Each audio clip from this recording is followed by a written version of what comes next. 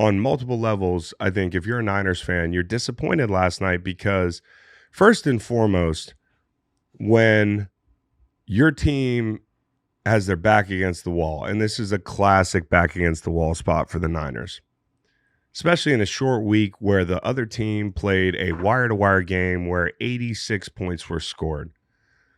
The Niners needed this game worse than the Rams needed it. You know, they're at home, the whole thing. Their guys hurt, but some guys come back. You get Dre Greenlaw back. You get Bosa back. There are guys coming back. That should be like hey, we're at knife point in the corner. We got to fight with every ounce of fight we have. And I didn't feel like the Niners had that fight. Like, it's a kind of an abstract thing to criticize the team for not having fight, but you kind of know it when you see it. And I don't feel like anybody ever came out there and really led. Like, I think the guys on defense played their asses off at times and a couple big red zone stops, which kind of unexpected considering they had given up 14 straight touchdowns in the red zone, which is an insane stat from a San Francisco defense. But when Dre Greenlaw exited the game, I think that's when it started to snowball. You know, and if you were watching the game, people would say, I tweeted last night that the Greenlaw thing killed the Niners. And, you know, people respond, well, the offense was really bad. No shit. But when you're in a game like that and it happens, the defense has to play better in the second half. And the minute he left, it was like the Rams with a running back who's taken 80 carries pretty much in 5 days. Fly on the wall. How's Kyron Williams feeling this morning? Kudos to him. Tip of the cap to him. But when you're in that game and he leaves, the Rams started controlling the football. And those were really kind of attrition type possessions that ended up hurting them. And when they needed De'Vondre Campbell to come in the game, unbeknownst to us watching the game at the time, kind of wondering why certain guys are out there at backer, he don't want to come in the game.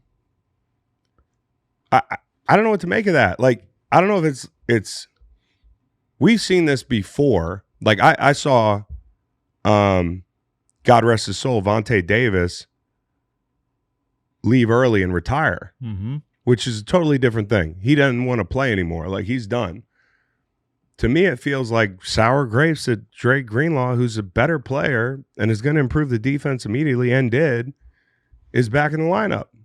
Like, was it just that? And, you know, I saw Josina Anderson, who's had a take or two, kind of giving this guy an excuse and saying, let's wait to hear what he has to say. No, let's not. Because all I needed to hear was his teammates. If there was something going on that we needed to be delicate about, then you wouldn't have heard Charvarius Ward up there saying he's probably going to get cut soon. And you wouldn't have heard George Kittle up there saying, I don't ever want to see that again. It's immature. It's selfish. Like, I don't ever want to be a part of something like that again. For guys to criticize a teammate in the moment like that, they've got all the information. Believe me, if there was a shadow of a doubt what was going on, they would have said, hey, let's move on. We'll talk about it more later. Or like, hey, I don't know what's going on there. Guys were demonstrative about, like, this is bullshit. And it's embarrassing. And that sticks with you. Now, unfortunately, and this is the thing about making decisions in life, the first thing I think of when I think about De'Vondre Campbell is going to be this. That sucks because he's had a really good career. You know, he had a really good run in Green Bay. You know, he hasn't been great in San Francisco, but I got a lot of respect for the guy's career. To make this decision, there were times where I didn't want to play. You know, like, I'm telling you, 2018 for me in Philly, maybe a lot of people don't know this, but I was not happy. There were stretches of the season where I was very unhappy. But you fucking put your big boy pants on and you go be a pro. Mm-hmm. It just, to me, whatever the motivation was, it's not enough to say I won't go in the game. And that killed him, ironically. It doesn't just kill his reputation. It kills the Niners because you're playing with your back against the wall. You need stops. Dre Greenlaw leaves the game. That's part of the reason they lost the game. Well, the Rams got the ball with 8 and change and then had a 17-play drive that took 9 minutes, 45 seconds off the clock. They had it. They gave it back in a couple minutes into the fourth quarter. It tied it up 6-all. and then finished each of their last 3 drives with points, all field goals, obviously. But that broke them.